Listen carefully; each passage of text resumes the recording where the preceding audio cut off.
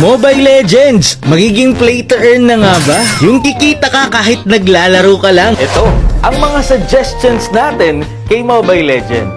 At bago mo sabihin, sino ka ba para pakinggan ni Muntun? Matatandaang meron akong ginawang request dati tungkol sa Visible Ping. At after ilang months, ginawa ito ni Mobile Legends. Ibig sabihin, hindi imposible.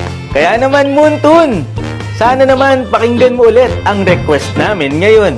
Baka naman. Number 1 suggestion, pagiging play to earn ng Mobile Legends. Yung tipong nakadepende sa dami ng star mo ang makukuha mong pera kada end season. For example, naka 520 stars ako last season.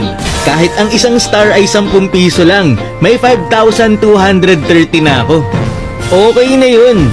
Kahit every season lang, may mga reward na nakabase talaga sa star mo. Gcash man yan or diamonds para naman mas sipagin ang mga taong mag-ML. Yun lang for today's video. Maraming salamat sa panonood and to God be the glory.